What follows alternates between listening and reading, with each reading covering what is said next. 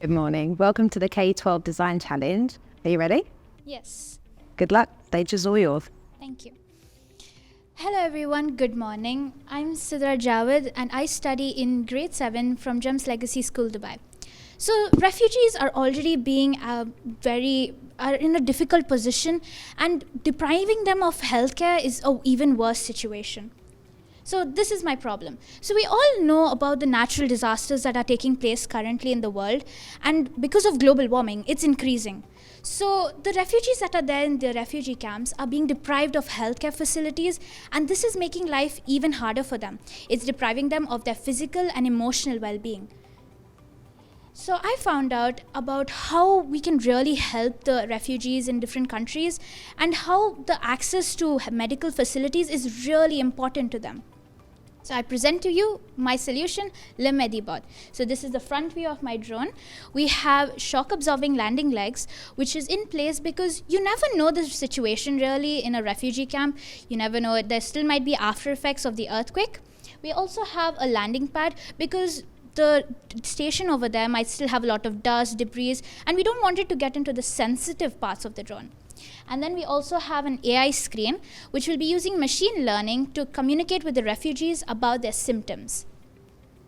Now we go to the top view of my drone. Over here you have a steel ring or a steel box to protect the drone while flying through with any harmful materials. Because like in the air, after a storm especially, or a tornado, you never know, there might still be things flying around. And then you also have 4 propellers with 3 blades each. 2 of them will go clockwise while the other 2 will go anti-clockwise to maintain equal balance throughout the entire drone. We also have solar panels over here, which I think are the heart and soul of my entire project, because that's what makes it unique. So over here, now this is the side view, we'll be having an electric converter, energy converter, which will be converting the solar energy generated by solar panels into electric energy, which will be providing the electricity for the lithium ion battery, which is actually the electric battery I have used, as it has a longer lifeline and it also is like charges very fast. And then we also have a brushless DC motor, as it really helps the drone to fly longer distances, and it's also like more cost efficient, which is the main purpose of my drone.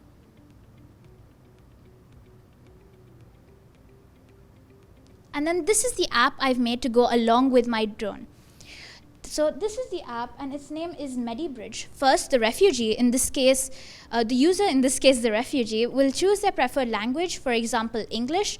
They will first log in, then they'll get the home page where they'll be typing what symptoms they're facing, and the app will generate the list of doctors accordingly. This will help the refugees to communicate with them via voice call, messages or video call, and then the doctors will really be able to help them and prescribe medicines accordingly. So now you may wonder, how will you get the money to get the medicines to deliver to the refugees? Well, in fact, people from around the world can download our app, and we have a donation box in the homepage where people from across the world can click and they can simply view the refugees' prescription. They can call and ask them whether they want to buy their medicines for them, how much in quantity they require it in, and more. This will really help people from around the world to contribute together to serve one main cause. We also have an articles tab in our app, which will help the refugees for education purposes. And now we come to the market study. So the market value is looked at to increase by $1.8 billion by 2032. This shows that there is room for improvement if my drone gets into the market. It will really help the refugees, which is the main cause and the main purpose of the entire app and the drone. So this is the growth potential. Well, currently there's already a drone in the market, but it's only there to help people and to deliver medicines to them when they are in lockdown during COVID times. And now, since COVID has become much better, we need to develop a drone which will be able to give the medicines to the refugees, because that's actually one of the most important things. There are about 100,000 deaths already if you focus in Turkey and Syria.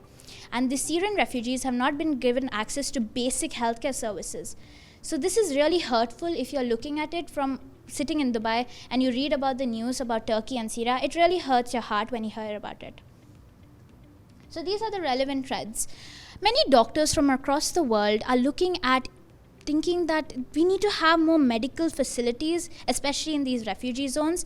And people have actually started developing different type of drones to only take a few things and then deliver it to the next place, not to really deliver these medicines to the refugee drones. However, we need the smart thinking.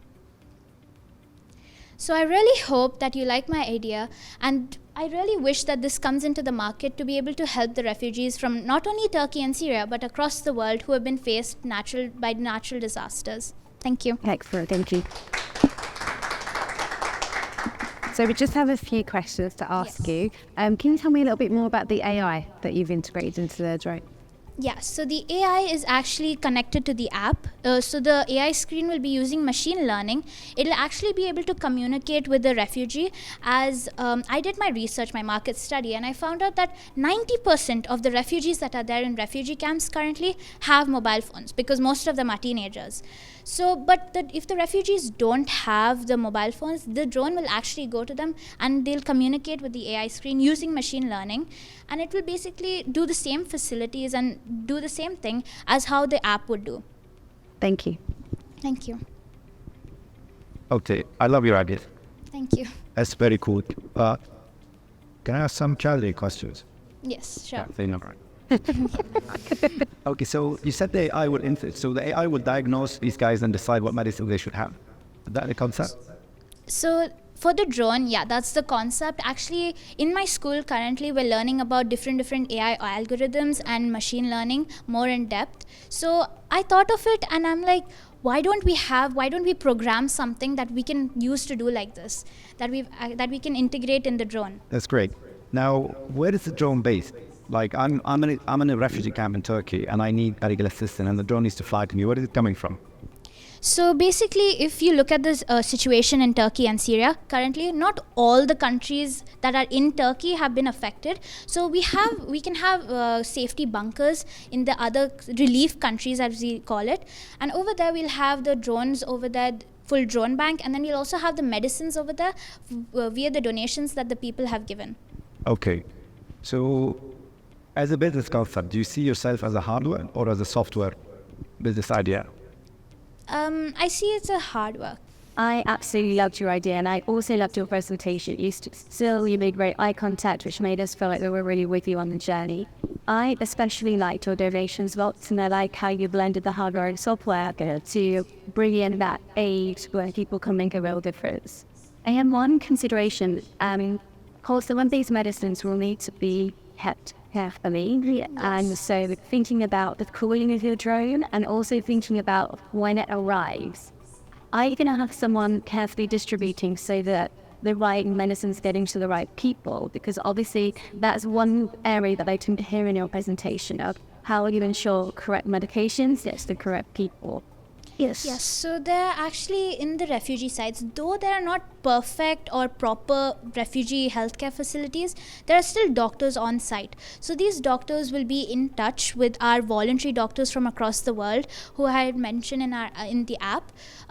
So these doctors will have the same prescription, and then when it comes to the safety bunkers that are there in the relief countries, I don't want to make it fully based on humans only, but yes, obviously we'll need human support. So a few humans will be there, like maybe 2 or 5, to be able to make sure that proper medicine goes into the proper drone, and then from there they'll be able to communicate with the doctors that are there in the refugee site if the medicines have been delivered to the refugee correctly or not.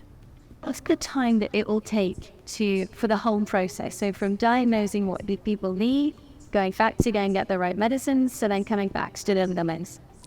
So my estimated time would be maybe just like a little less than a day, because with the buffer time as well, because you never know how serious the diagnosis can be, and it might be a little bit hard as well when you're through video call or messages. It might be also weird, a little bit weird and hard to check out the proper diagnosis. So approximately a day or less. Thank you. Thank you. Excellent. Well done. You've done fantastic. Thank you.